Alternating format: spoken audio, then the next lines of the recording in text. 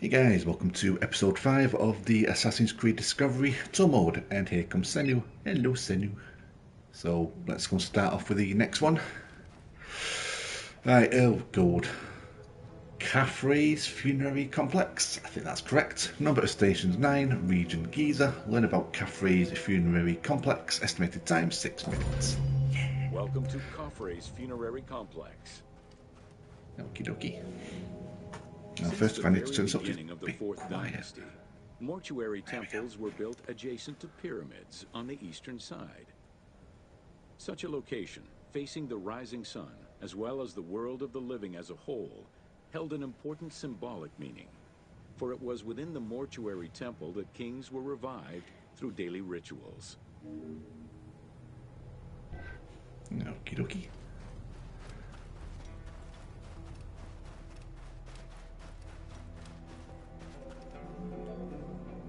In its standard form, a mortuary temple was divided into two parts.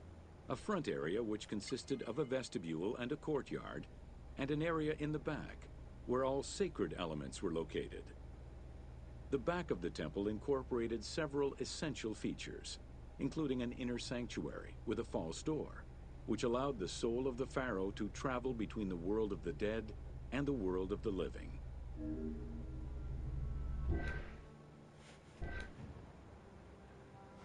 By going off that picture then, I think that's the door which you travel to the World of the Dead in the DLC when that comes out in a couple of weeks. The largest of all such structures, Caffrey's mortuary temple was entirely built with megalithic blocks of limestone from a nearby quarry and encased with granite. Parts of Caffrey's mortuary temple, particularly the courtyard walls, are thought to have been decorated with splendid reliefs. However, not a single image of the king has been discovered inside the mortuary temple.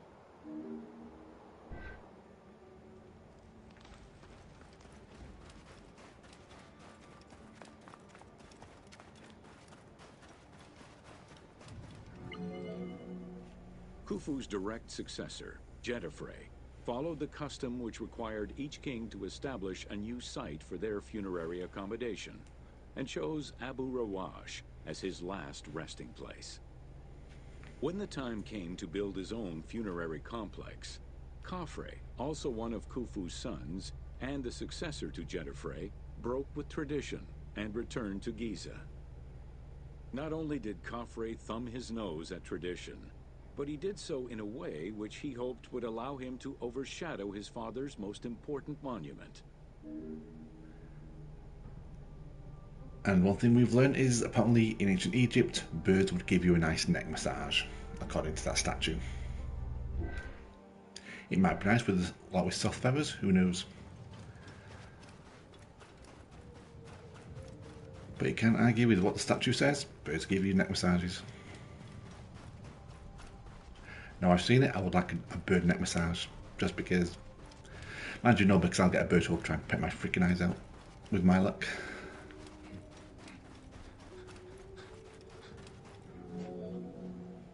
Though Khafre's pyramid is smaller than Khufu's, it was cunningly built on a more elevated bedrock layer than the Great Pyramid, making it appear higher than any other pyramid at Giza.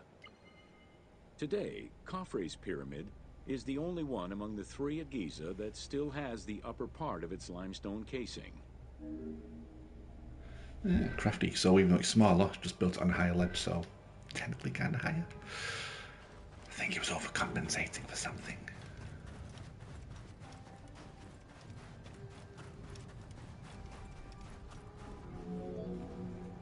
Considered a most sacred area, the Giza necropolis was strictly defined, both geographically and physically.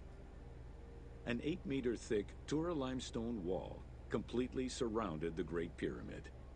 The only way inside would have been through the mortuary temple. Would have been nice to see the pyramids as they were back then, rather than just the way they are these days.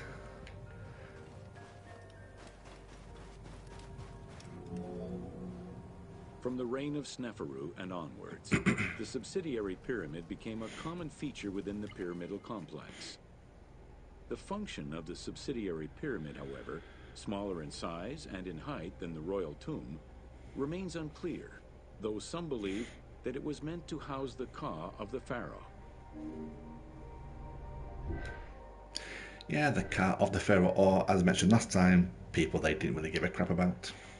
You know, oh no, that pharaoh who we don't like's died, just stick him in that place over there. No one cares. In mainstream media, the Ka is often defined as the soul of the deceased. The truth is a bit more complicated. Within the ancient Egyptian funerary belief system, the Ka was a component of a living person, which separated itself from the body at the time of death. It represented the deceased's vital essence. In order for the deceased to ascend to a new life, whether in this world or the next, the Ka had to be embodied in a statue, and its existence maintained through offerings and rituals. Okay.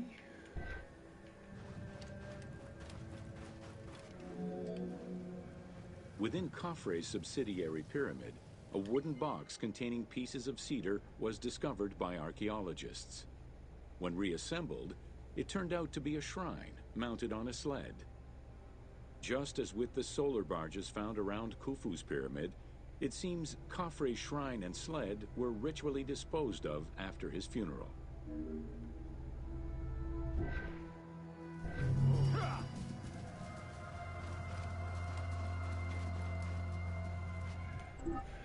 Alright, let's see where we're off to next.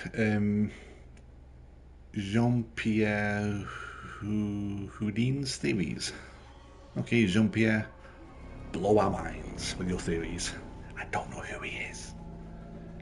I'm guessing he's French. Alexander's tomb. The tomb was never found. Oh, okay, never mind. Was never found, and we are still looking for it today. Speculations as to where it was located exactly have been made from maps of ancient Alexandria. And we tried behind the sofa. It's always behind the sofa.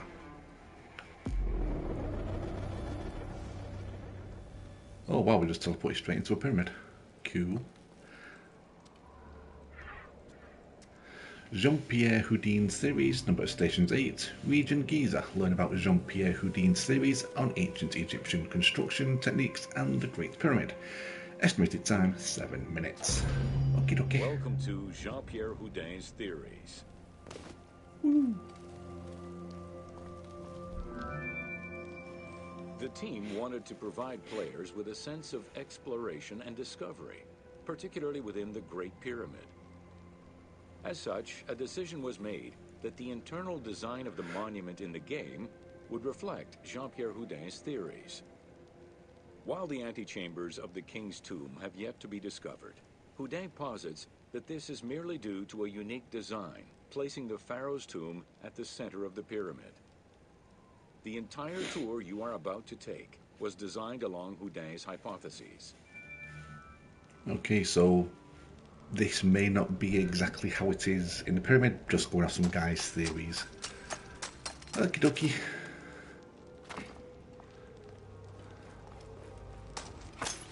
Whee! Cool. While respecting Houdin's hypothesis as to the general layout of the antechambers, the team wanted the contents to enhance the game experience. In regular royal tombs, the antechambers were filled with all the material goods needed by the pharaoh in the afterlife. To support the feelings of discovery and awe, the art team created a unique and fantastical treasure in this second antechamber. You mean these slab things? These things? Because in the main game, if you find one of these, then you just get a free skill point. And who will say no to a free skill point? Not me. Come bite and get that ass moving.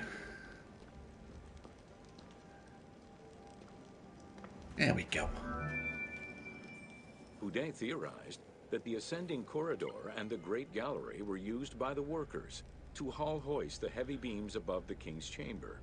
He called it the service circuit.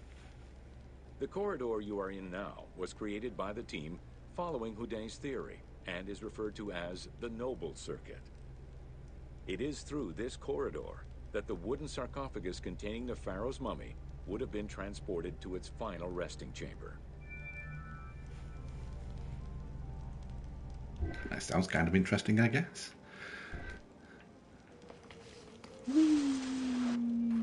Plop.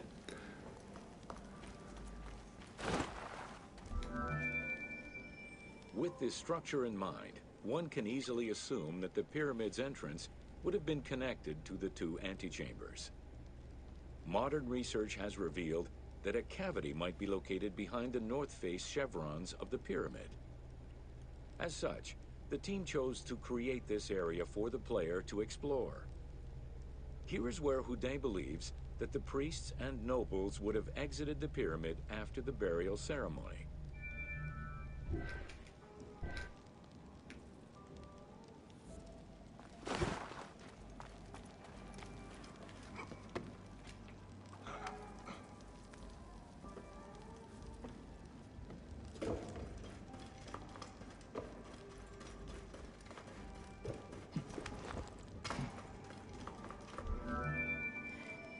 Many theories regarding the construction of the Great Pyramid rely on the usage of external ramps. However, Houdet believes an external ramp would have been too steep for the upper portion of the pyramid. This is why he posits that there were two ramps. An external ramp for about half of the height of the pyramid, which then became an internal ramp for the second half.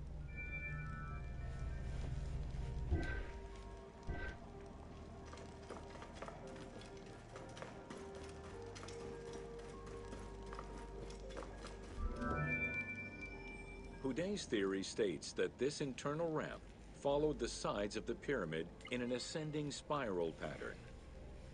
A notch discovered in the edge of the Great Pyramid, known as Bob's Room, seems to support this theory. Located at the corners of each edge of the pyramid, these large rooms would have allowed workers to turn the stone by 90 degrees, allowing them to continue the ascent. The team chose to create rooms such as this one, bringing Houdet's hypothesis to life.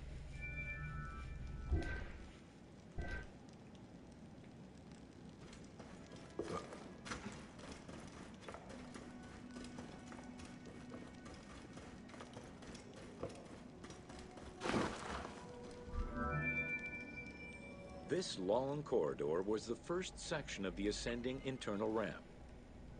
Through it, the blocks used to build the Great Pyramid would have been carefully moved upward and then turned at each edge of the pyramid in order to continue their ascent. Though the team only created the main ramp for the game, Houdet posits that this ramp had two levels, allowing workers to return safely to the bottom thanks to an additional corbelled upper section.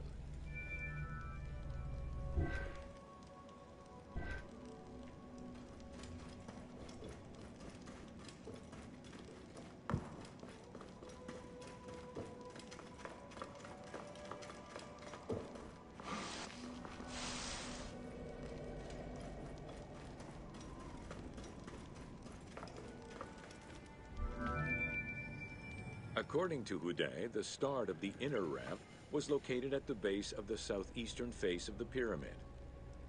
This location would have been the junction point of the external and internal ramps. Below us, workers would have built the lower part of the pyramid with the external ramp before eventually switching to the internal ramp for the middle and upper sections of the pyramid. At that time in the process, they could have reused the material of the external ramp to fill the center of the pyramid, hauling the stones in through the internal ramp.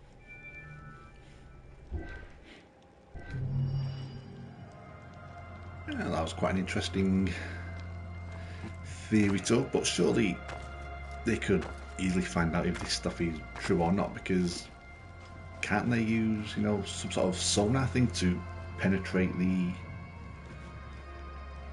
pyramid to find chambers and all that stuff? Then they'll know. Maybe. Then again, I'm not a scientist, so what do I know? Just like if I was a scientist, I'd say use a sonar, penetrate the innards of a pyramid, and then we can get a complete layout of what's what and where's where. Yada yada yada. And we don't. No, wait, no. It's not the heat that Okay, gets man. you. Well, it might, if the miles and miles of endless barren desert without water don't first. Ah, there's water there, just complaining. Voiceover guy. Right, let's go to the next one, which, it's a biggish one. The Great Pyramid of Giza, Upper Chambers. Well, beam me up, Scotty.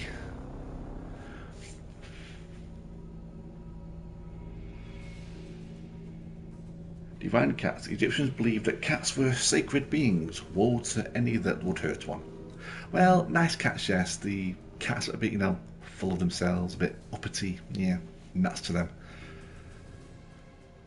Most cats in this game are, nice cats that come over, want to say hi. You get the odd one cat. Well, I've seen one cat so far in the whole of that time that I played this game that's been a right snotty prick. So, nuts to that cat. All the other cats, though, they're nice. The Great Pyramid of Giza, Upper Chambers. Number of stations, 18. Region, Giza. Learn about the internal structure of the Great Pyramid and more specifically the Upper Chambers. Estimated time, 10 minutes. Welcome to the Great Pyramid of Giza, Upper Chambers. At the entrance of the ascending passage are 3 granite flagstones estimated to weigh up to 25 tons each. They were used to protect the Great Pyramid from thieves. Undaunted by the granite blocks, the thieves simply dug into the softer limestone around them, thus creating the robber's entrance. Thieving barstools. That's why I can't have nice things. While in reality the robber's entrance is one single cavity which leads to both passages, in the game, the team created individual accesses to either passage. As such, in the game, one entrance leads to the ascending passage, while another leads to the descending passage.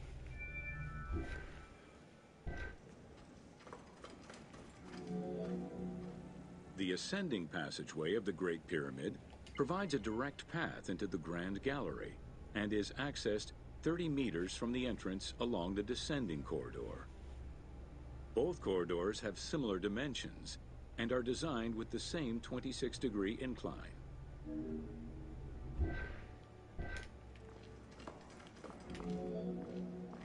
The ascending corridor has smooth masonry on its walls, and the layout includes many trapezoidal stones. Both the floor and ceiling of the passageway indicate that the passage was enlarged, possibly during or after the funeral, to allow workers room to move granite blocks meant to plug the corridor.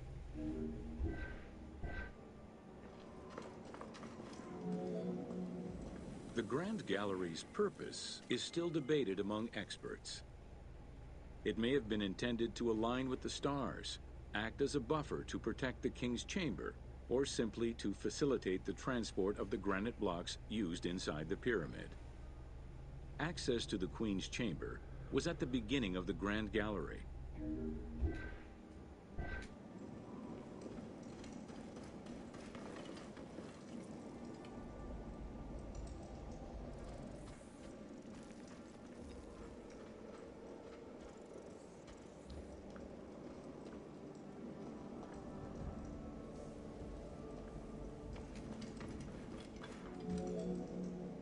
Though this room is referred to as the Queen's Chamber, it is believed that there was no queen buried here. Based on their knowledge of earlier pyramids, Egyptologists believe it was more likely intended as the king's serdab, a chamber meant to contain the Ka statue, which would in turn house the king's spirit.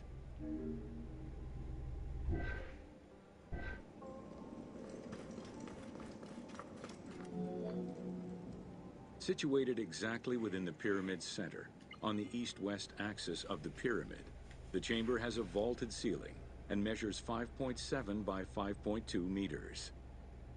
In the eastern wall, there is a niche tucked away in a small corbelled archway, which may have originally held the Ka statue. Behind this niche is another smaller hole, possibly dug out by thieves in search of further treasure.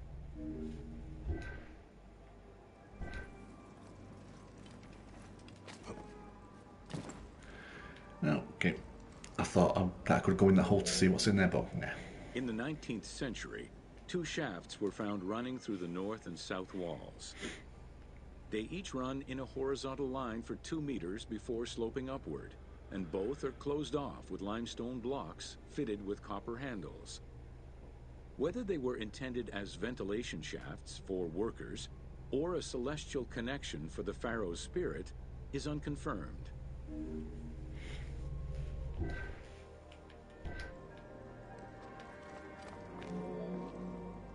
A recent scan of the room indicated the presence of an unknown cavity hidden behind the north face of the walls over the descending corridor. Further investigation is still ongoing to ascertain the nature of the anomaly, so as to avoid risking damage to the monument.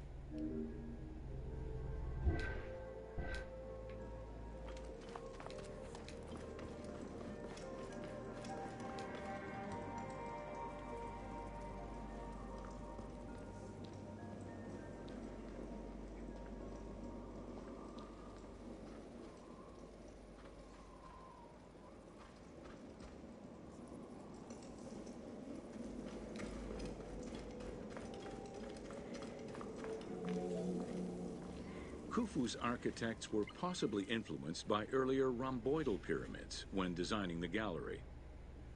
It is the longest corbelled vault ever built, measuring 47 meters long and 8.6 meters high. The walls were made to taper inward, allowing for better distribution of weight. As a result, the ceiling measures just over a meter wide at its highest point. Though this construction technique is present in other pyramids, few have the same precision and stability. Excuse me.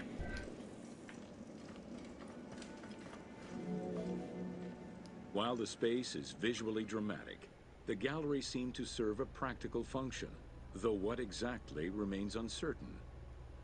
Still, the wall design was undoubtedly meant to contribute to the stability of the structure, and its floor may have helped workers move the materials. A channel runs along the middle of the room. A movable floor originally rested in this central recess. The raised benches on either side are equipped with slots that may have been used to help position the granite blocking stones.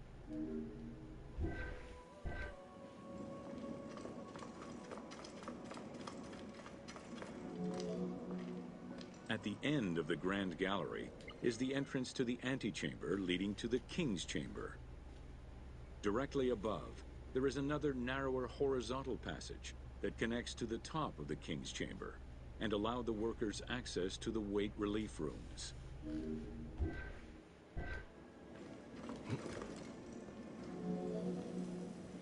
The far end of the Grand Gallery leads to a small antechamber with a portcullis, preventing access to the King's Chamber. The portcullis was composed of 3 separate granite slabs. They were designed to be lowered into place and seal the chamber after the burial of the king. The grooves dug out to hold the slabs in place are still clearly visible to this day. The elaborate locking system was composed of a series of grooves for the ropes and pulleys that dropped the stones into place like the notches on a key.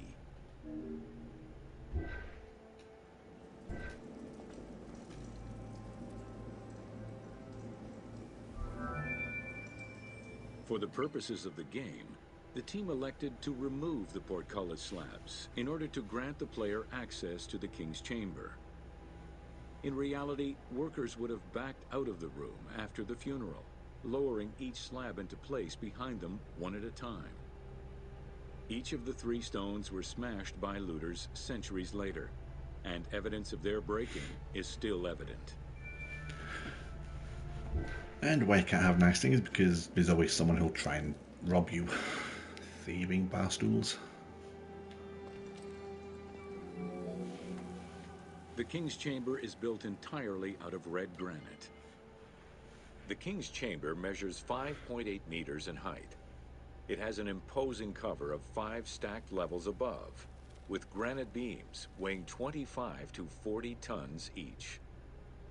The uppermost level is surmounted by a vault of stones, arranged in chevrons to bear the enormous structural load.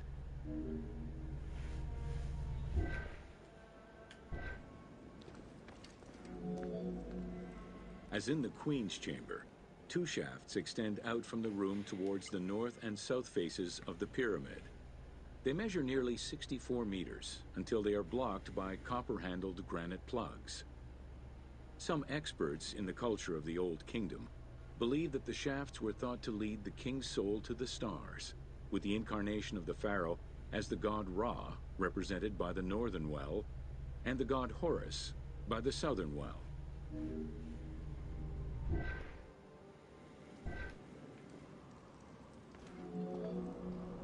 There is a granite sarcophagus at the west end of the room, but it is the concealed construction inscriptions left by workmen on the roof's stones which verify this as the resting place of Khufu. The sarcophagus was recorded as being empty when it was discovered, and its design indicates that there was once a lid in place. It's possible that this sarcophagus is only a cenotaph in memory of the pharaoh, but was never actually meant to receive the body. Or it did receive the body and someone stole it, because, you know, thieving bastards. Khufu's mummy was never found. It is hoped that as of yet undiscovered hidden rooms and shafts of the pyramid may provide an answer as to its location. May have been stolen and sold by some heartless mofo. What the hell's this?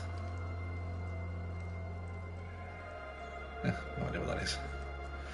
Right, let's see what the next tour is. It is the Great Pyramid Subterranean Chamber. Let us go. So we're still in this pyramid, but we're going down instead of up-ish. I'd love to go to Egypt at one point. So cool. I've always had a thing like about pyramids and the like when I was a kid. The Great Pyramid, Subterranean Chamber, number of stations 7, region Giza. Learn more about the internal structure of the Great Pyramid and more specifically the Subterranean Chamber. Estimated time 4 minutes. Welcome to the Great Pyramid, Subterranean Chamber. Why, thank you, lady. From the original entrance of the Great Pyramid, there is a passage leading to the Subterranean Chamber. Its walls were carved out of the existing rock of the plateau and then covered in a fine, unmarked limestone. The descending passage has a steep 26-degree downward slope. Narrow and with a low ceiling, this pathway is long and challenging. Well, it depends how low it is, because if it's really low, then it would be a challenge for me.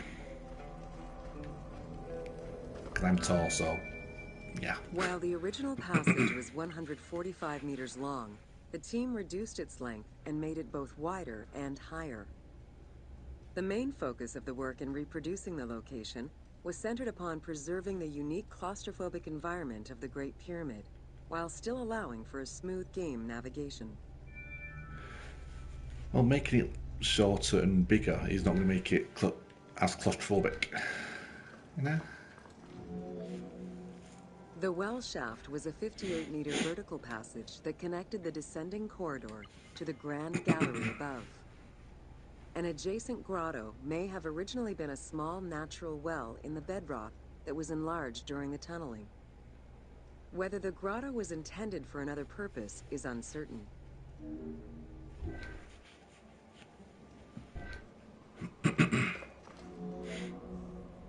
There is much speculation over the purpose of the well shaft. One theory is that the channel was cut or enlarged to supply air to workers in the descending passage. Another is that it was meant to provide an exit route once the work was done in the heart of the pyramid. Without the well shaft, workers would have been trapped inside forever when the Grand Gallery was sealed. The opening at the bottom of the well shaft was most likely sealed by exiting workers to camouflage the passageway.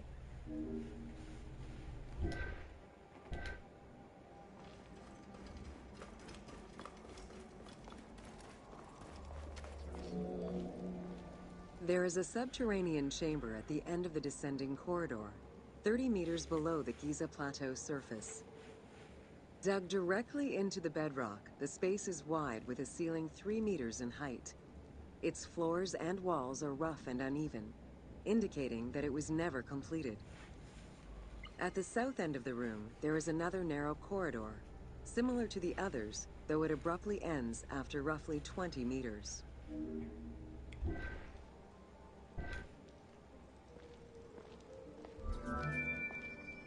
The chamber also contains an 11-meter pit near the east side.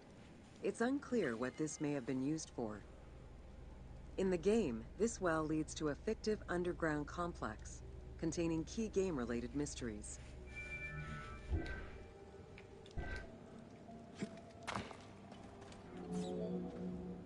The subterranean chamber's original purpose remains a mystery.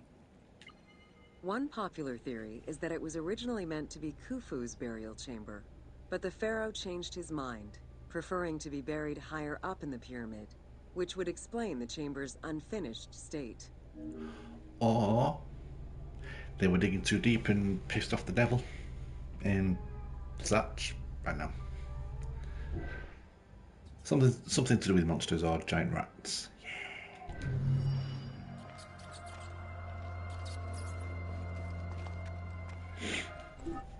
What's next? We have Secrets of the Great Pyramid. Okie dokie.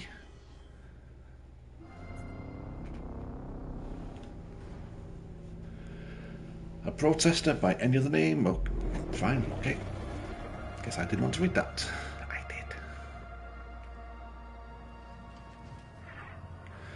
The Secrets of the Great Pyramid. Number The view station. from the top of a pyramid is breathtaking. You should try to climb up there. And being spoken over is quite rude. Anyway, the Secrets of the Great Pyramid, number of stations 15, region Giza, understand the structure of the Great Pyramid, estimated time 9 minutes. Welcome to Secrets Blah, blah, of blah, the blah, blah, Great blah, blah, blah, Pyramid. blah, blah, blah, blah. See, how'd you like being spoken over? Yeah, you don't like it, do you? Yeah. Built around 2550 BCE, the Great Pyramid of Giza is considered one of the most iconic structures of Egypt. It is the biggest of the pyramids and the only one of the 7 wonders of the ancient world still standing.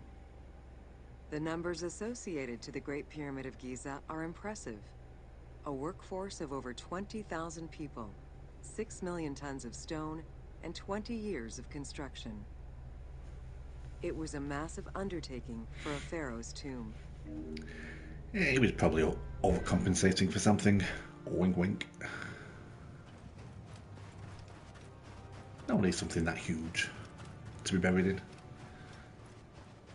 Unless you've got an eagle the size of a massive pyramid. The construction of the Great Pyramid was also a display of power and opulence on the part of Khufu. It is part of the pharaoh's vast funerary complex, which also includes 2 temples, 3 satellite pyramids, a causeway, and a builder's necropolis. We can guess that the intent behind the construction of these monuments was Khufu's way of declaring himself one of the most powerful pharaohs to rule a unified Egypt. So, yeah. Bit full of himself.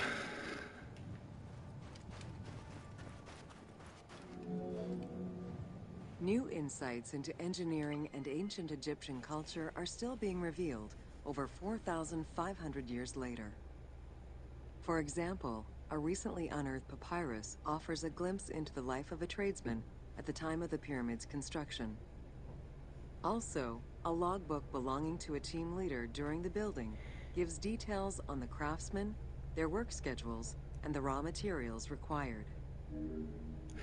Now, is it me? If you look at that papyrus thing there on the middle column near the top, it kind of looks like the face of Charlie Brown, only really fucked up. Yeah, kind of does. Weird. Okay, looks like a crackhead Charlie Brown. It is interesting to note that by Cleopatra's time, the pyramid's celestial purpose, its construction, and the function of its mysterious inner chambers was already unclear. Today, it is only through dedicated research that we have begun to grasp some of the Great Pyramid's mysteries.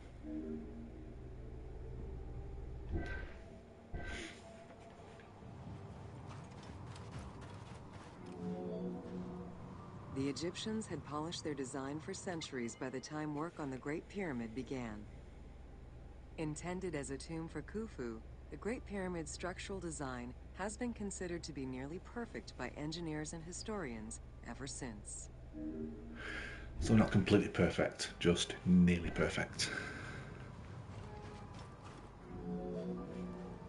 Precisely oriented north-south to the 4 cardinal points of a compass, the length of each side of the Great Pyramid at its base was 230 meters, and its original height was 147 meters. The pyramid is a mere 0.05% error away from being a perfect square. So not perfect then. Yes, I'm being quite sassy like with these pyramids at the moment. I don't know why. I'm just being a dick. In order to achieve the shape of a true pyramid, the design required many considerations in the planning phases, as well as precision during execution. It was especially critical that they control the angle of inclination on all sides at every stage of construction.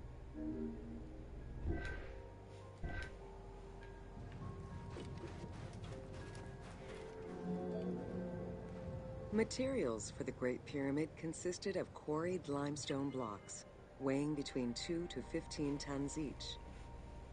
The methods of moving these blocks into place is still debated by architects and Egyptologists. The precision of its design in an age with only soft metal tools, as well as the enormous scale of its construction, make the Great Pyramid one of the most impressive feats of human engineering. Could have been aliens. Could have been aliens. It probably wasn't, but it could have been aliens. There's a camel way over there, off in the distance. No, don't come towards me. I don't want to talk to you. Go away. It's estimated that it took between 600,000 and 2 million blocks of stone to build the Great Pyramid. Experts calculate it would have required men to move 12 blocks every hour around the clock for 20 years to place the 2.3 million stones the monument is made of. And all this while they were pissed, apparently, because in one of the other tours it said that they loved their beers, and they were basically wasted, I think. There's some hyenas over there. The guy in the camel's gone. Yay. Unless those hyenas have eaten him, so double yay. While the interior chambers were built with red granite from Aswan, most of the pyramid was made from local limestone, weighing between 2 to 15 tons per block. There is debate on how the pyramid stones were moved into place. Recent research is exploring the idea that it was built around a large interior ramp.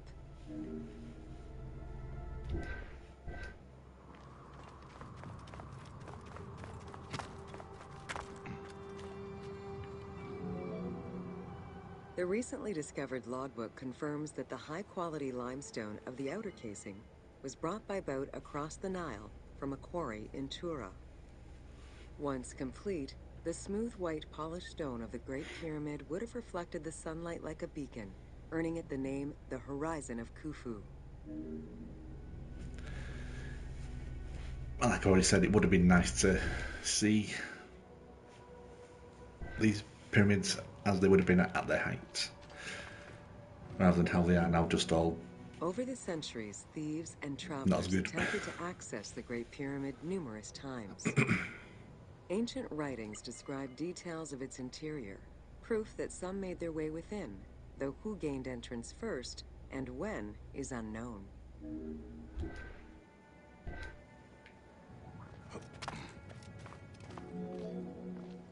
The main entrance of the Great Pyramid is located 17 meters above ground level. It faces north, likely in order to align with the North Star. Though the entrance passageway had been discovered in antiquity, any further access into the Great Pyramid was stopped by massive vertical slabs of rock. As such, present-day visitors to the pyramid must use the robber's entrance.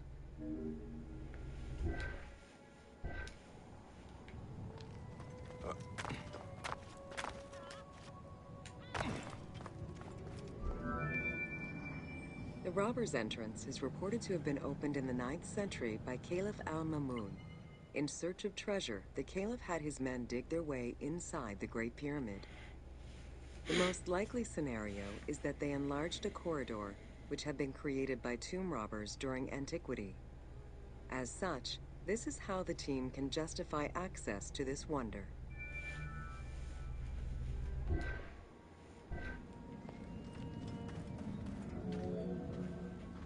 Attempts to gain entry to the Great Pyramid and uncover its potential secrets continued throughout the centuries. In the 19th century, the belief that another entry existed at the south side resulted in a hole being blasted into the pyramid's side, with no results for the damage that was done. While the search is still ongoing today to uncover more hidden rooms and passageways, conservation is the primary concern of all such efforts. And more proof why you can't have nice things, because some fucking human will come along and ruin it. Bloody humans. You can use a mount to cover long distances quickly. Oh, I could quick travel. Well, thanks, I guess. Right, let's go and learn about how humans screwed things up even more. Khufu's funerary complex.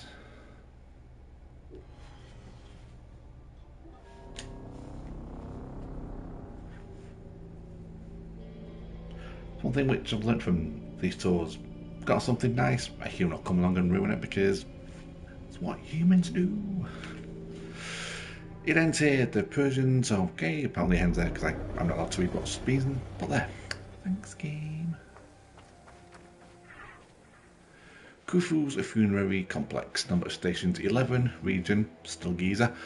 Learn about Khufu's funerary complex, estimated time 7 minutes, and I'm gonna guess humans ruined something. Khufu's funerary complex.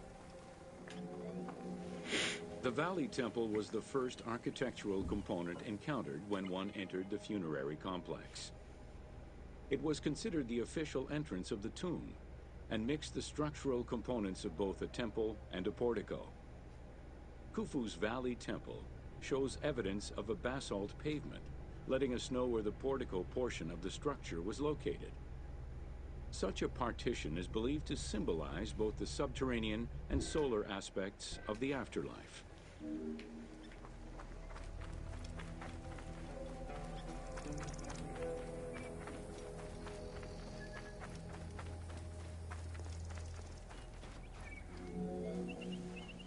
Khufu's causeway ran from the floodplain up to the plateau, linking together the Valley Temple and the Mortuary Temple.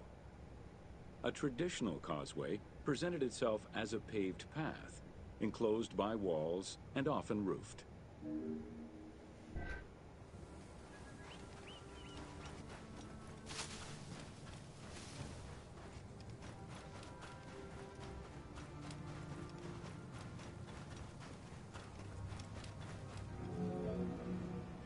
Fragments discovered by archaeologists indicate that the walls in Khufu's causeway, one of the longest known to us, were decorated with carvings and possibly paint.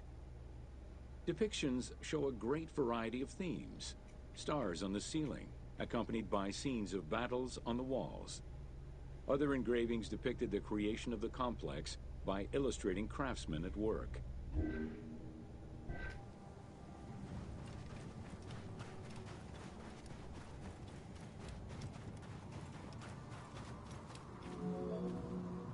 The most impressive private cemeteries of Giza are located east and west of Khufu's pyramid. The Eastern Cemetery was reserved for members of the royal family, while the Western Cemetery was mostly set aside for various court dignitaries. In both areas, private tombs, also known as mastabas, were aligned and laid out methodically in streets and avenues. This arrangement was probably an attempt at recreating the king's court for the afterlife.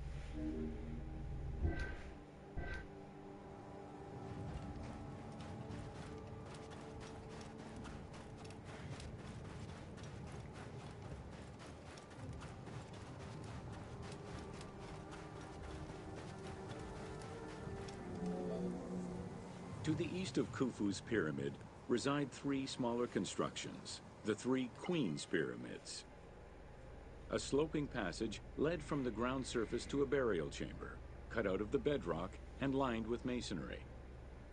If it seems quite certain that these monuments were intended for Queen's burials, the identity of the original occupants is hard to assess.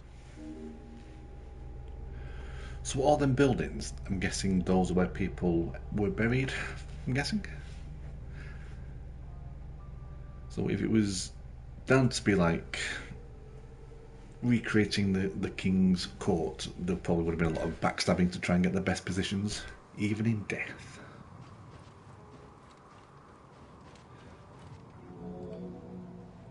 The northernmost pyramid was most likely meant for Queen Hetepheres, who is believed to have been Khufu's mother.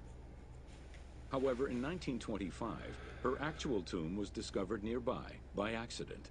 It was hidden at the bottom of a deep masonry pit in an underground chamber.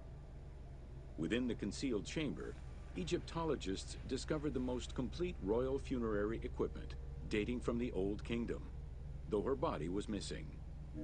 See, they stole the bodies. You can't have nice things when humans are about. Well, not all humans, just the assholes. That's a nice looking chair. Looks pretty uncomfortable though. So, yeah.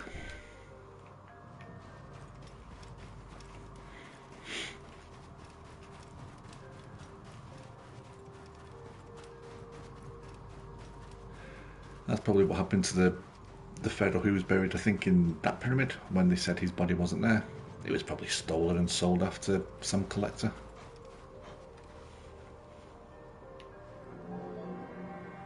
Within the vicinity of Khufu's pyramid, Egyptologists have uncovered 7 boat pits. The exact function of such boat-shaped pits remains unconfirmed, though one can easily conjecture that it was symbolic in nature. The boat pits being located at the eastern side of the pyramid, at the precise spot where the resuscitated king was supposed to reappear, could constitute evidence to support such an assumption. Oh, that's a pretty cool looking boat. And he had 7 of them buried. Damn. He must love his boats. As far as they weren't stolen by thieves. The 2 southern boat pits, each covered by a roof of huge limestone slabs, were discovered in 1954 by Kamal al-Malak, an Egyptian Egyptologist. Only one of them had been opened. 1,224 boat parts made of cedar wood were retrieved one by one and patiently reassembled by the master restorer Ahmed Youssef. This process took 28 years. Youssef worked by following lines of mortise and tenon joints and by stitching parts together with vegetable ropes, all in order to keep the design as authentic as possible. Yeah, 20 years to build what's basically a big old jigsaw. Damn. That's a lot of dedication there, that's for sure.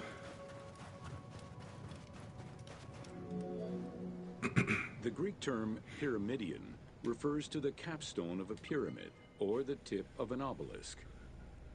In ancient Egyptian, both components were called benben.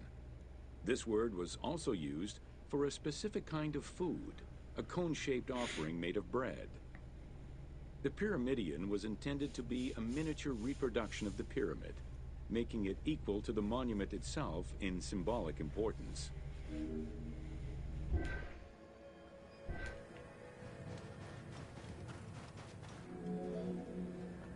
A few pyramidia have been retrieved from pyramidal complexes. The earliest, found in Dashur, is undoubtedly a good example of Old Kingdom's pyramidia. It is made of limestone and has no inscriptions. Some engraved pyramidia were recovered from private funerary chapels. Their inscriptions all related to the solar symbolism of the benben.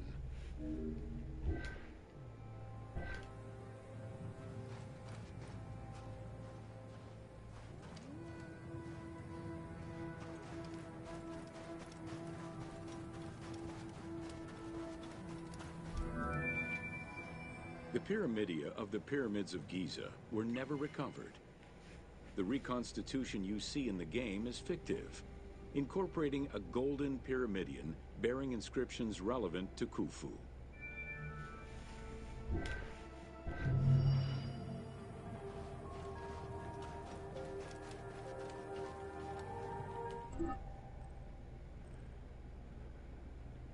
Right, let's do this one because that's the longest one in this section, so get this one done and out of the way.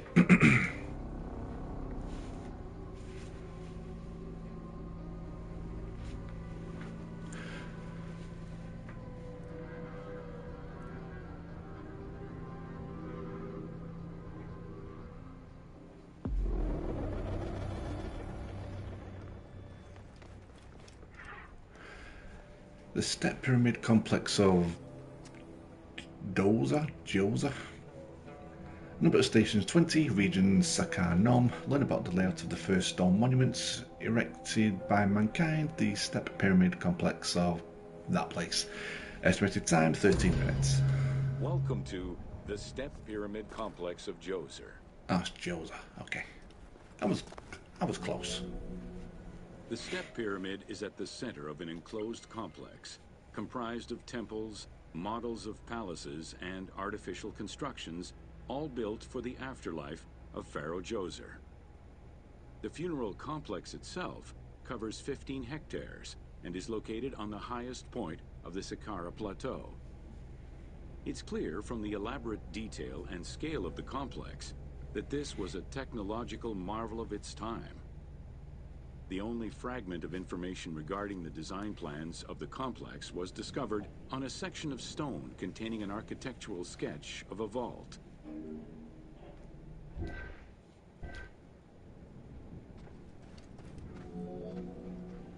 The Step Pyramid is the first monument built of stone.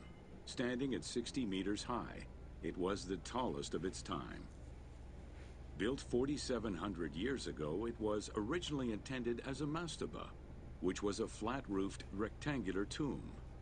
Its famous architect, Imhotep, may have felt this was too humble for the great Pharaoh Djoser and began to add the steps.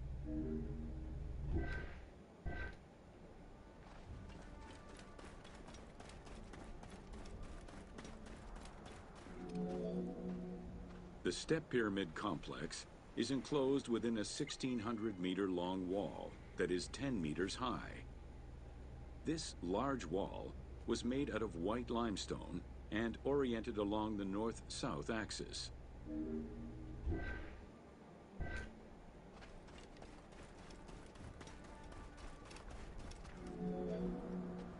While there are 14 doors, only its eastern door was intended to accommodate the living. The remaining false doors were built as portals for the King's Ka to pass through. Along with false doorways, the walls were designed with bastions and steeples resembling a defensive wall. The positioning of these design elements suggest that they were related to the Hebsed festival.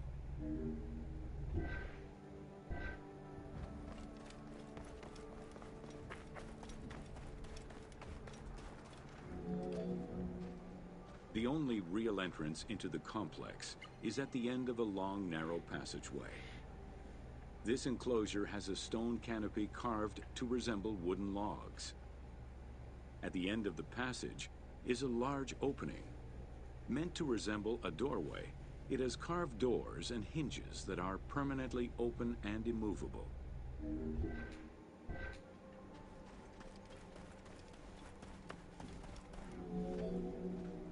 The corridor is lined with 20 pairs of columns up to 6 meters high, built by stacking stone drums.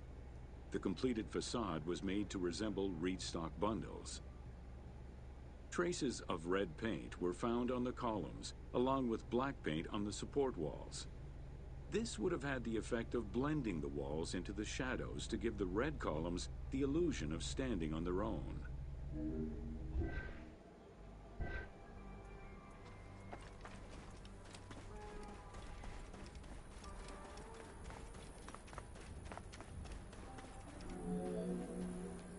Chambers are located on either side of the columns and are thought to be chapels representing the provinces of Upper and Lower Egypt.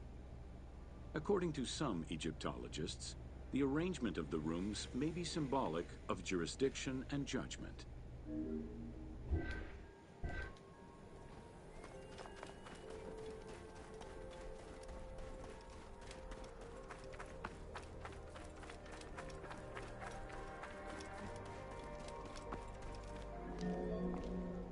Guarded by a line of carved snakes, this tomb is located at the southern end of the courtyard.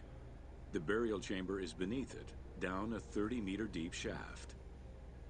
The low-ceilinged chamber resembles a mastaba and is relatively intact compared to the later burial chamber. The tomb is made of pink granite, though there is evidence it was once polished limestone. Too small for a body, it is possible that the tomb was intended for the king's ka, or to hold the canopic jars containing the king's organs. Later traditions in burials would have the canopic jars in the same chamber as the body.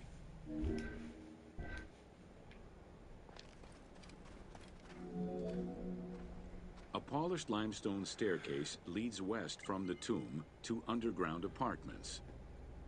Some of these rooms were intended to accommodate the king and his family in the afterlife. Many large jars of pottery were found, including some that still had deposits of beer, milk, and oil inside them. The false doorways are decorated with reliefs of the king taking part in rituals. In these reliefs, he is seen carrying agricultural tools, running, and performing a ritual for the reanimation of the deceased.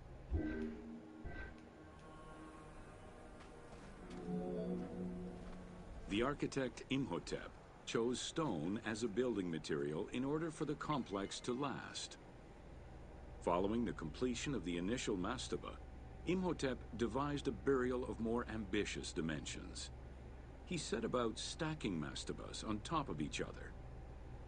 Evidence shows that the pyramid was enlarged twice by additional cuts into the steps, eventually reaching 62 meters in height and 121 meters by 109 meters at its base.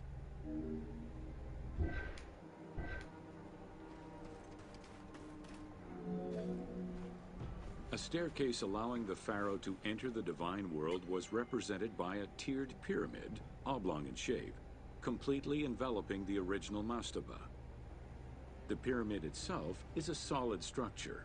All of the chambers and tunnels are beneath the structure.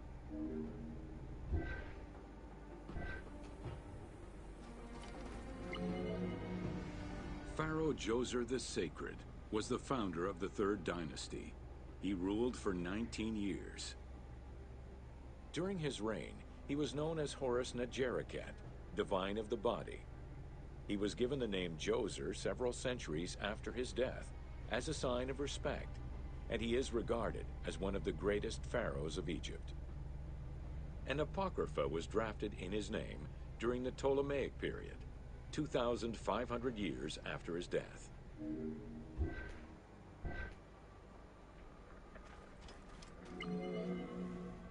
Djoser was associated with the sky god Horus in his human form. A plinth near the step pyramid is inscribed with his name and associated with Horus. He was the first to reside in Memphis, making it the central hub of government for the region. Djoser was known to have built many temples and monuments before the complex at Saqqara. The funerary complex was the first of its kind and would mark Djoser's greatest architectural achievement.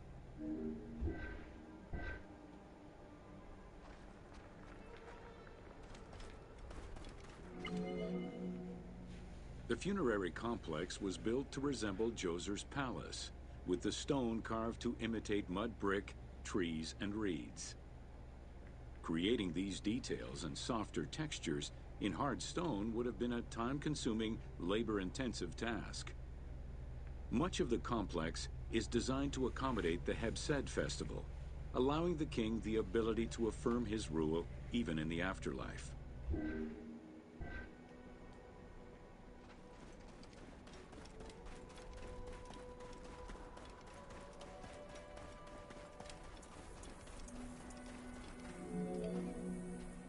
In the corner is a temple referred to as T. This temple is among the most mysterious structures in the complex. Its outer facade is plain, while inside it is decorated with intricate jed pillars and carvings. It's possible that this place was intended to be where the Ka of the King materialized, symbolically visiting the platform of the Hebsed courtyard from the afterlife.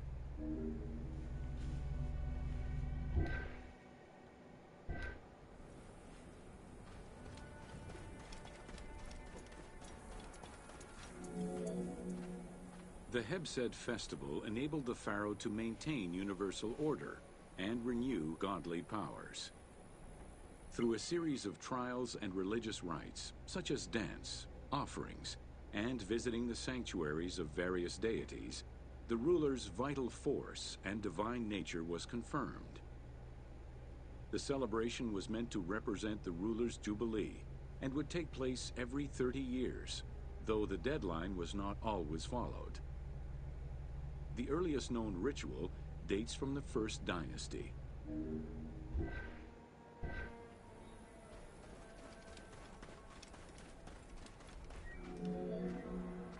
Within the complex of Djoser, southeast of the pyramid, is a dedicated space for this essential ritual to be performed by the king even in the afterlife. The Hebsed courtyard is lined with false chapels and equipped with a platform featuring 2 staircases meant to represent Upper and Lower Egypt.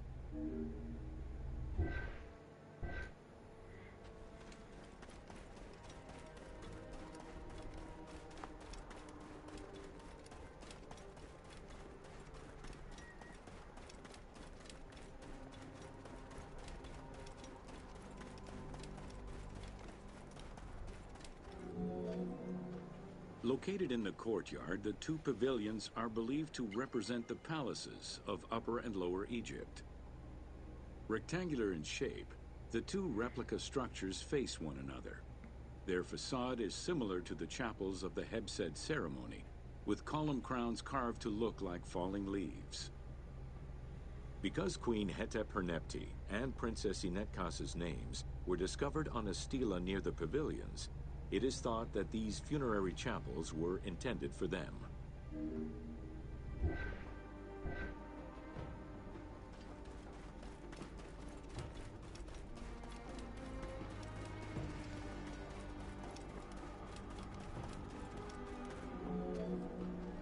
The funerary temple is on the north side of the complex, facing the stars where the deceased ruler was believed to travel after death.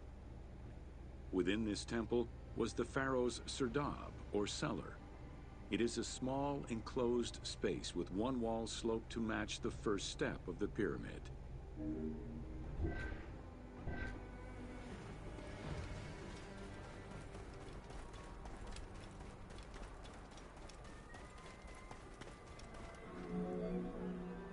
The north wall has 2 observation holes.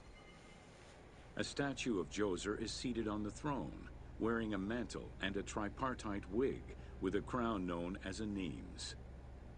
Representing the king's Ka, this statue looks through the observation holes into the courtyard, enabling the king to observe the ceremonies and receive offerings in the afterlife. Oh, that was some interesting thing which I didn't know before. But it always makes you wonder, why were they obsessed with the stars? Why did they always think that their souls went to the stars? And again, that could, like you could say that about people who think that their soul goes to heaven on a cloud in the sky. Makes you wonder. Take your time. I'll wait. It's not like ancient Egypt is going anywhere. Okay, thanks, I guess. Random voiceover lady, thanks. She's got a bit of an attitude about her. I don't like her. Let's do this one. And then the rest are only kind of short. So, yeah.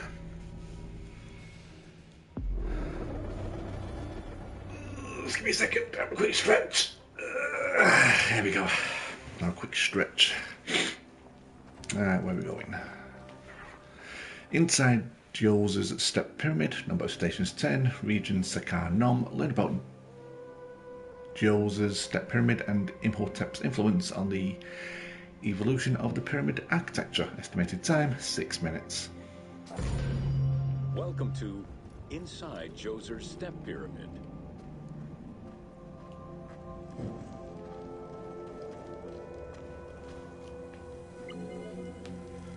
The architect of the Step Pyramid, Imhotep, was a man of great importance to Pharaoh Djoser and ancient Egyptians in general. The base of a statue of Djoser, discovered in 1926, celebrates Imhotep as a carpenter, sculptor, stonemaker, and chief of the seers. Little is known of Imhotep's day-to-day life. While he is credited for writing medical texts, it is for his role of architect that he is most famously known. So he was a busy guy.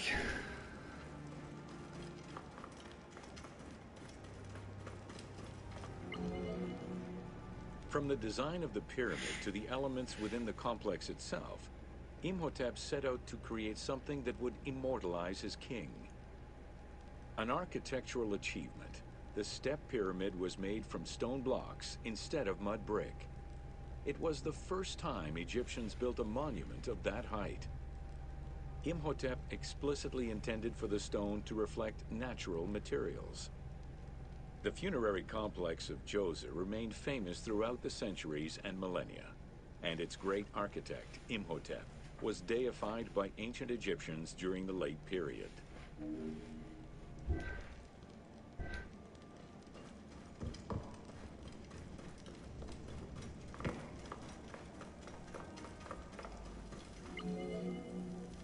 In addition to the central subterranean palace built for Djoser, 11 wells were dug. Each went to a depth of 33 meters and connected with a horizontal gallery extending for about 20 meters. The first 5 galleries were intended for members of the royal family.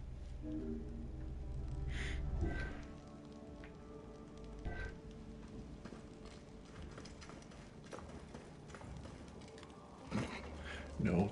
There, no. By heck. There you go. Third time the charm. Aye, aye, aye. 2 passages lead underground and branch off in 3 directions to various magazine galleries. This vast underground space accommodated sections for storage and ceremonial offerings. One of the tunnels, starting on the east side of the pyramid, contained 40,000 stone vessels, many of them belonging to the king's ancestors. So he was a bit of a hoarder.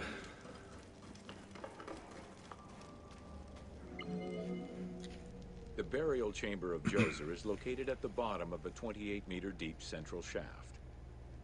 According to Egyptologist Jean-Philippe Laure, the chamber was originally made from polished blocks of limestone, while its ceiling was decorated in 5-pointed stars. At some point, however, the limestone blocks were replaced entirely by pink granite blocks, leaving behind only fragments of limestone blocks decorated with stars.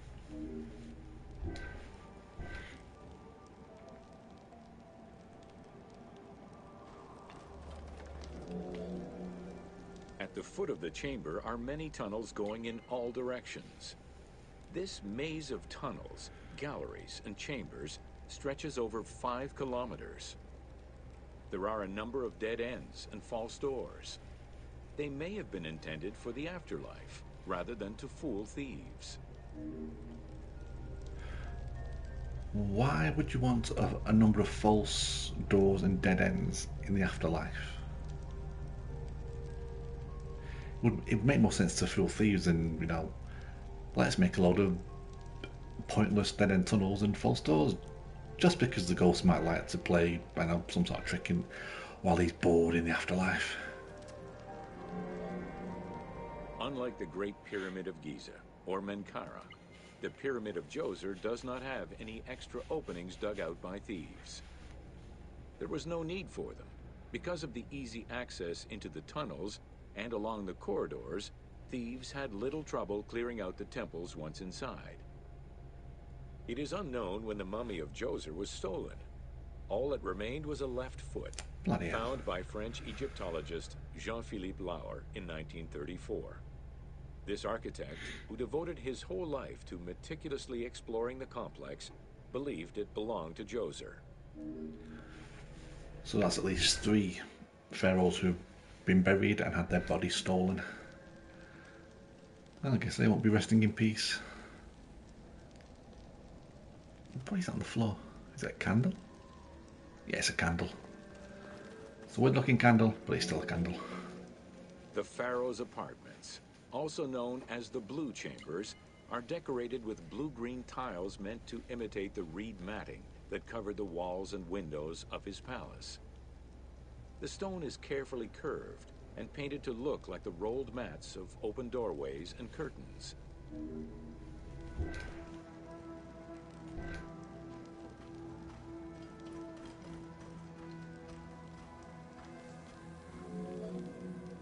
There are 2 long rooms running side by side along a north-south axis. The south room has false doors separated by stone panels, while the north room is a corridor which allows access to side chambers. Nearby chambers originally housed the pharaoh's treasures.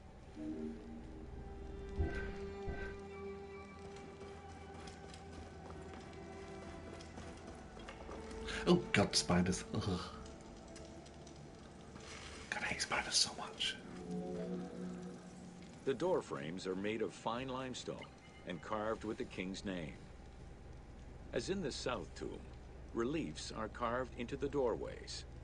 These reliefs show the king performing rituals and visiting divine sanctuaries for all eternity.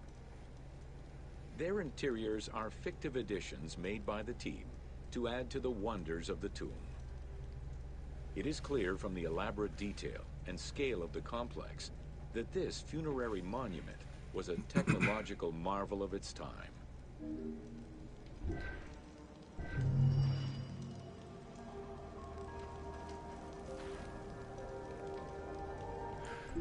Right, so now left on this should be, yeah, just a bunch of smaller ones, so let's get these done. Sneferu's first pyramid.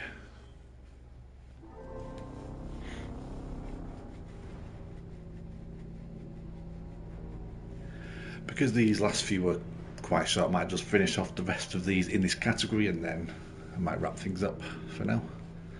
And then next time start on the last section. Well, those guys are late for work. Sneferu's first pyramid, number of stations 4, region Sakar Nom. Learn about Sneferu's pyramid at the Maydum. Estimated time 3 minutes, and I probably mispronounced that word, so my bad. First pyramid. With the long reign of Sneferu, the first king of the 4th dynasty, the most brilliant and creative period began for the construction of funerary monuments in Egypt. Funerary monument design moved from the step pyramid to the smooth-faced pyramid, testament to the evolution of the practices of construction. The first attempt at this design was the Pyramid of Meidum. Nice, Meidum. Okie dokie. So, yep, I did butcher that name. And again, I am dumb, so it's to be expected. While Sneferu's monument started as a 7-stepped pyramid, it was later altered into an 8-stepped structure. The final phase of construction saw the steps filled out and an outer casing applied to achieve a smooth surface.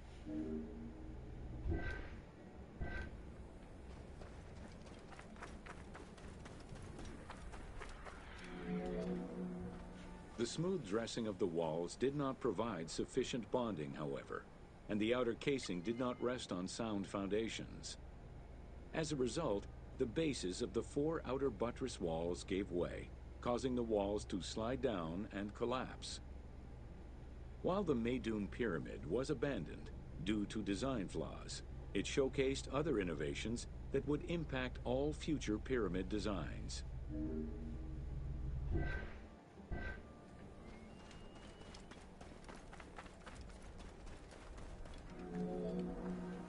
As well as the smooth sides, it was the first time a ceremonial pavement was built, leading from the valley to the temple of the pyramid. Another innovation was that of the funerary chamber, which was no longer at the bottom of a well, but rather above ground level. This change signaled the beginning of the three-bedroom system.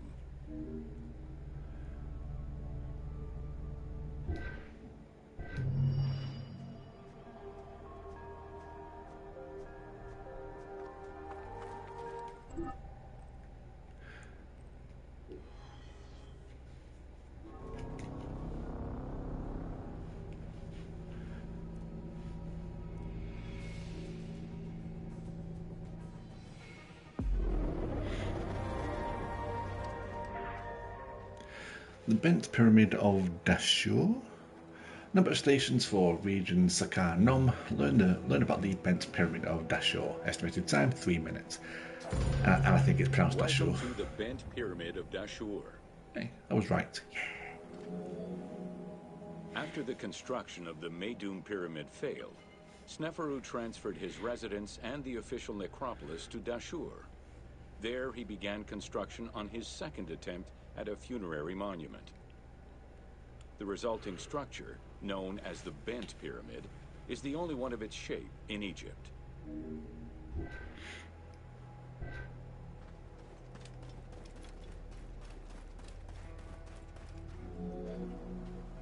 Though the pyramid also proved unstable and was abandoned, it marked a technical and architectural breakthrough. Heralding an important design transition, the Bent Pyramid displays a shift from the step pyramid to a functional smooth-sided pyramid.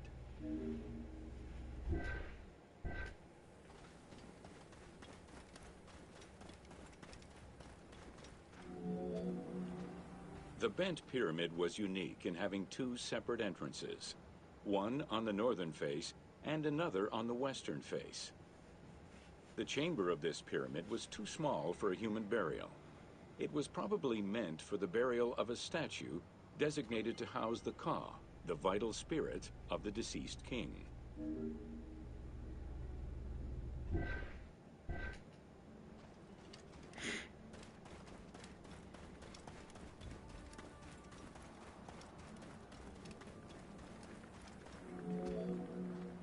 With the Bent Pyramid, architects successfully experimented with a completely new idea: to build the pyramid with a core of huge stones settled on a progressive horizontal design. This way, each construction phase could be completed in a single stage, allowing the architect complete control over every design element. Unfortunately, these precautions did not prevent sagging or cracks in the interior rooms of the pyramid. Sneferu abandoned the monument and began the construction of yet another pyramid.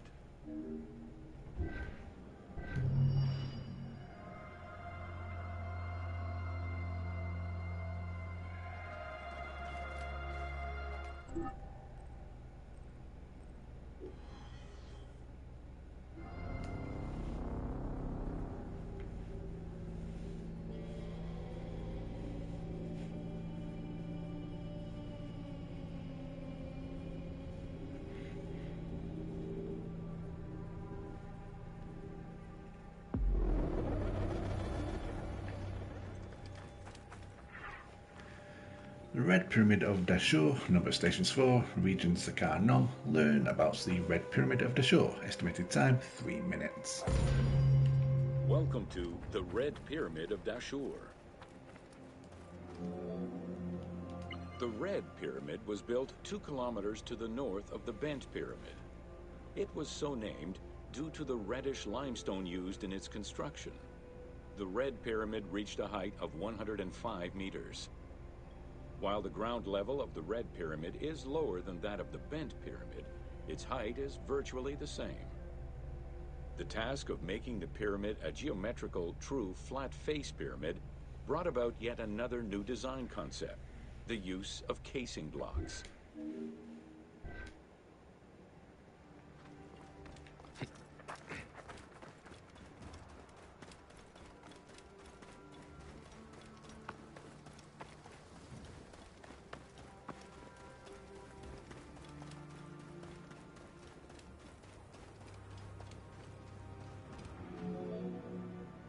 descending corridor of the pyramid, which opens to the north, arrives at ground level, where two almost identical spectacular chambers with high ceilings are aligned north to south and connected by a short horizontal passage. In the south wall of the second chamber, accessed by a staircase, another corridor leads to the final chamber, which is built within the masonry of the pyramid itself and aligned east to west.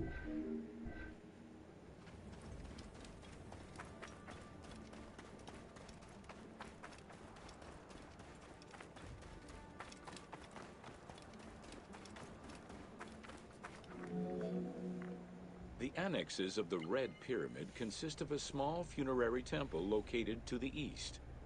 A causeway presumably ran due east from the temple, but it has yet to be excavated.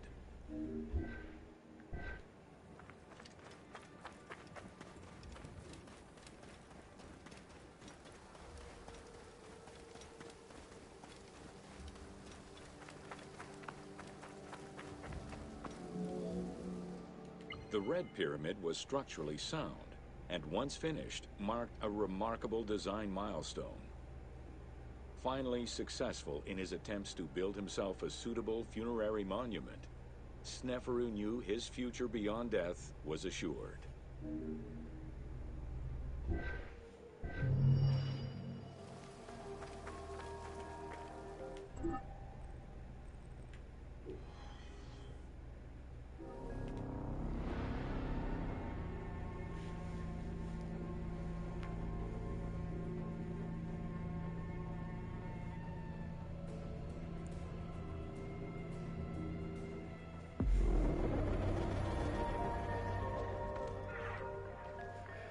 Pyramids of the Middle Kingdom. Number of stations 4, region Horus Nom. Learn about the various funerary monuments of the Middle Kingdom. Estimated time 4 minutes. Welcome to Pyramids of the Middle Kingdom. During the Middle Kingdom era, the powerful rulers of the 12th dynasty resumed the tradition of elaborate pyramidal tombs. For example, Amenemhat I built a funerary complex in Lisht, and Senusret II selected the Elahun site in the Fayum. Amenemhat II and Sesostris III, however, cast their favor towards Dashur. Amenemhat III built a pyramid there as well before moving to Hawara in the Fayum.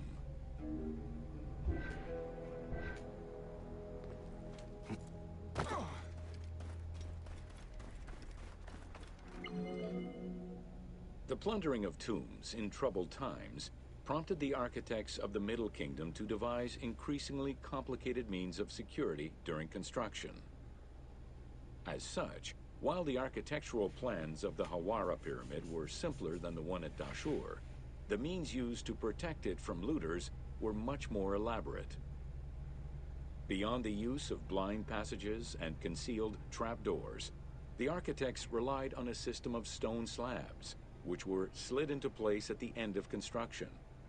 These massive stone slabs were meant to permanently block the passageways leading to the funerary chambers.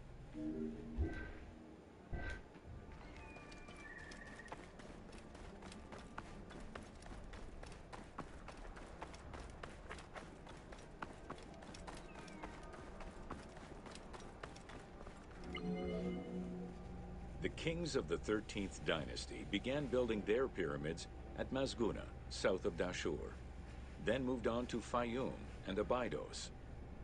The kings of the 17th dynasty, however, satisfied themselves with crowning their cave tombs with small pyramids of raw brick. The kings of the 18th dynasty gave up the shape of the pyramid as a royal tomb entirely. They chose a mountain with a pyramidal shape in the Valley of Kings and dug their graves there.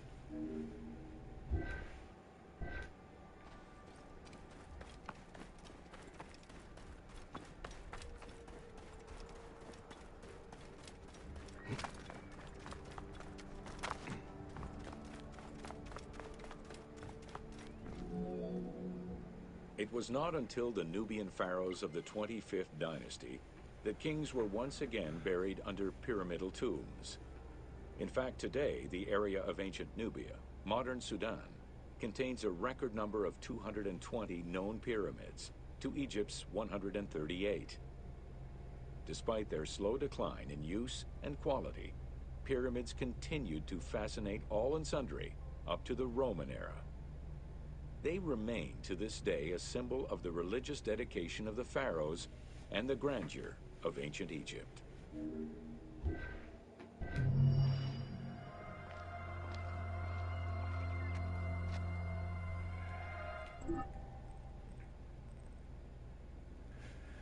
And the last one of the pyramids section.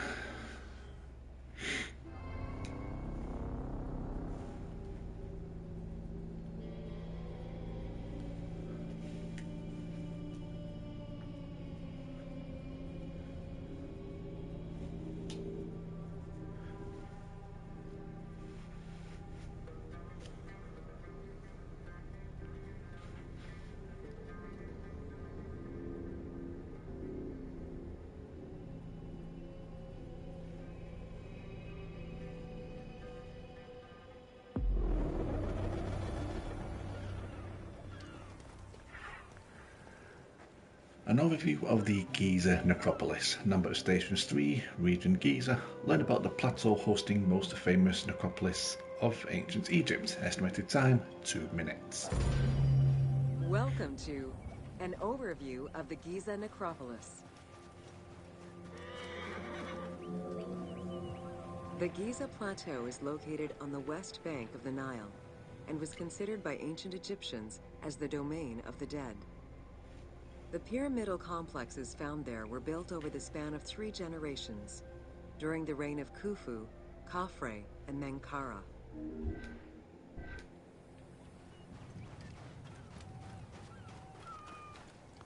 I heard a kitty. I heard a kitty.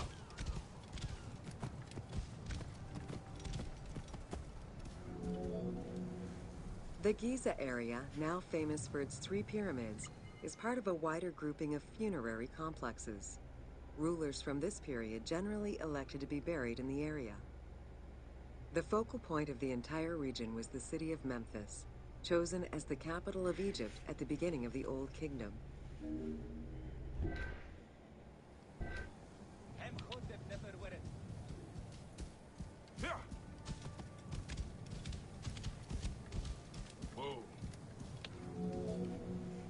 The placement of the Giza monuments, and particularly that of the pyramids, followed a practical yet strict alignment. First, they focused on cardinal points, and then they accounted for the natural geology of the plateau.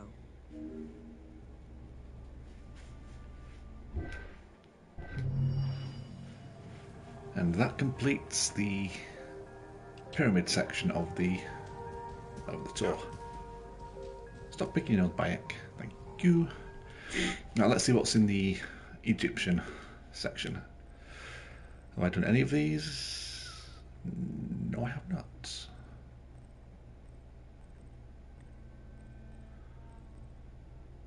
I'll tell you what, we'll do the longest one, which is 14 points, and then I'll wrap this up for now.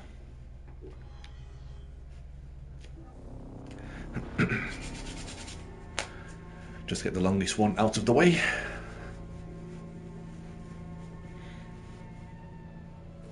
Then all the others are kind of shortish, so it shouldn't take too long to wrap them up next time. And then we're all set for when the DLC comes out in about 2 weeks.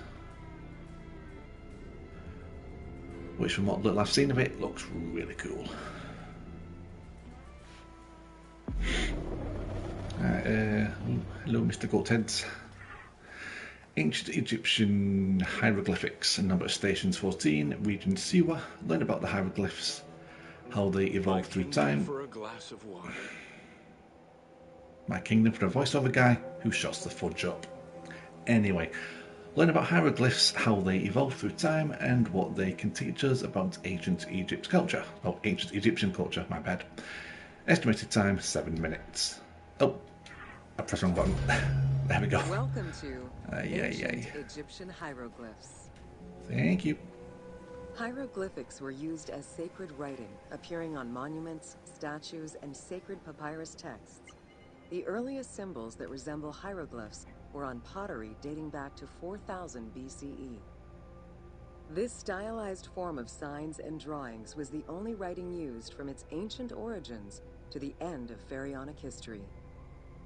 Ancient Egyptians referred to hieroglyphs as the writing of the gods. I have no idea what that says. A lady was making 2 bowls of porridge, a bird came sat in one, a bee flew past, went to a grain stalk, had a poop, went home to his 3 beehives, inside it like a fancy house, and then he got stabbed with a fork. I'm guessing that's what it says. It probably doesn't.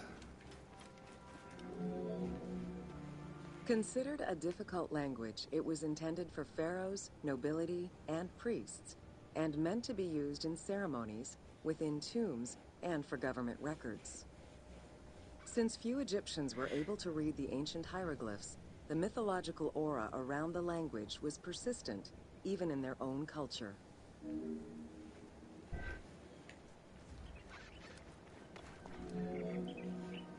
The structure of hieroglyphs offers insight into Egyptian culture, not just in what the translations say, but in the structure of the symbols themselves.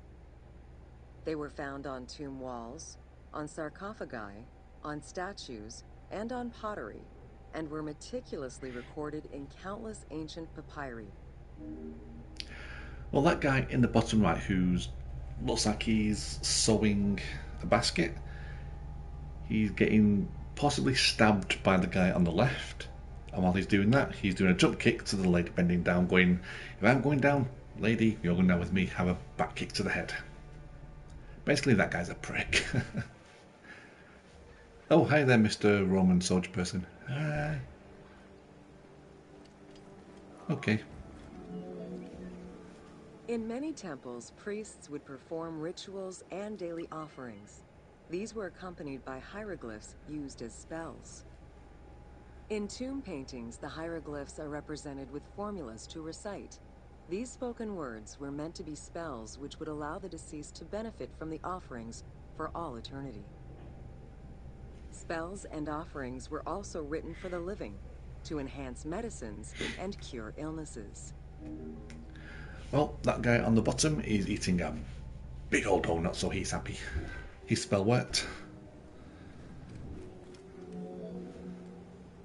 The most famous of ancient Egyptian documents is the Book of the Dead. Written in hieroglyphs and hieratic texts, it depicts important spells and rituals. These spells were intended to ensure a smooth transition from life to death and allow the deceased to safely navigate the perils of the afterlife. What the hell's up with that dog? He's got a weird face. That's creepy as hell.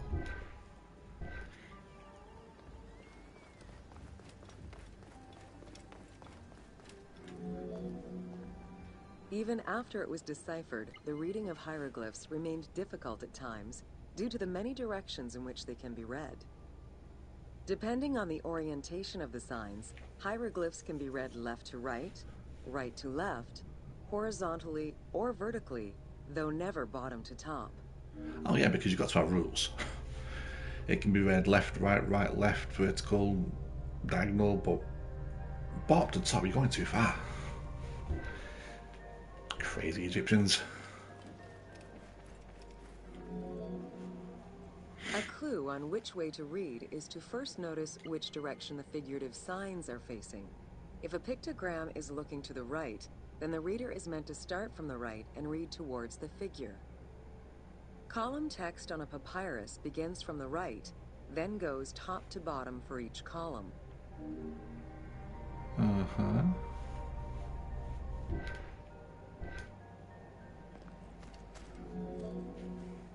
Text written on tomb walls resembles the structure of a page from a comic book. The text can be placed in front, behind, or above the character, and its symbols look in the same direction as the character. Another clue is that the name of a god or hieroglyphs meaning gods or kings are always written before the descriptive text.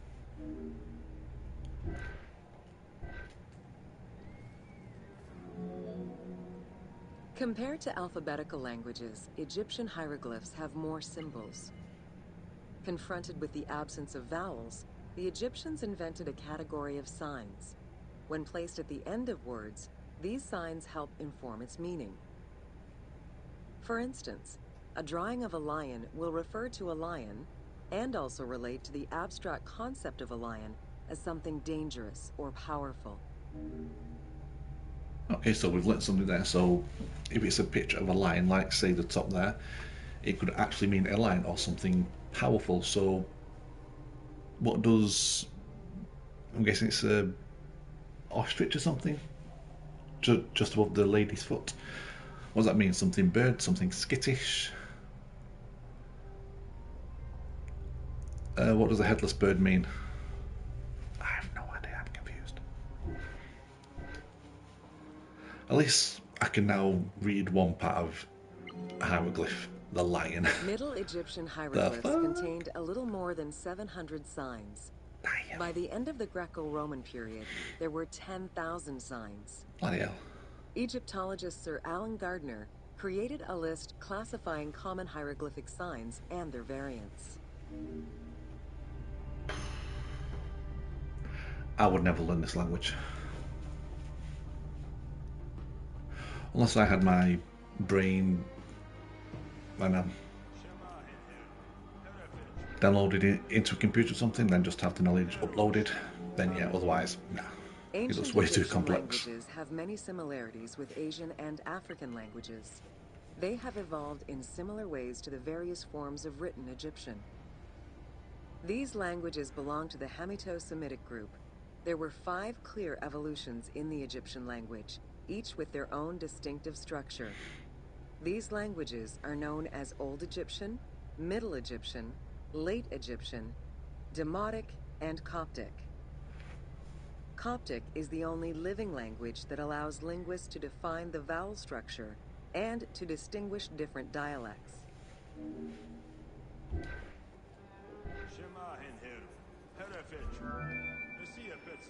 While hieroglyphs and hieratic script give us an idea as to how the ancient Egyptian language was structured and written, the way it was spoken is still up for debate. The team opted for English as the spoken language, with the characters using ancient Egyptian and Greek words and accents. The language that is spoken in the background by the crowds is largely based on Sir Alan Gardner's Egyptian grammar. To help resurrect a dead language, we consulted Egyptologists and dialogue coaches to establish our target sound, and cast actors with Arabic, Hebraic, and African backgrounds to bring the game to life. Well, it's nice that they put the effort in to make the game sound as close to the actual thing as possible. Because, I mean, if that was EA, they'll just, I know, got someone off the street and said, right, speak all these languages, and that would have been enough for them. After Alexander the Great's arrival in Egypt and the establishment of his reign, Greek became the language used by the governing bodies. The inability to read hieroglyphs caused resentment among the Greek population. It's from this tension that the Rosetta Stone was created.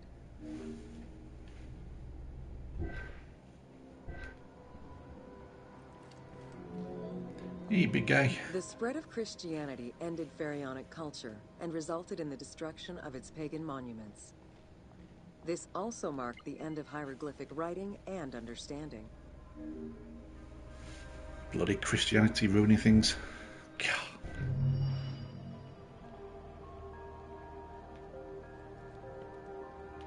Well, that was interesting. I learned something. Boop. I learned what a line means in hieroglyphs, so if I ever need to read hieroglyphs, I know what one word means. A line can either mean a line or something dangerous and powerful. So, yeah. Learned something new. So yeah, I think that will do for now. I will probably do some more of this either Monday or Tuesday to try and get it wrapped up by the 13th, because like I say, that's when the new DLC is coming out. And so yeah, that will do for now. So I shall say thank you to anyone who stops by to watch, and that'll do for now, and I shall see you all in the next video. So until then, bye bye for now.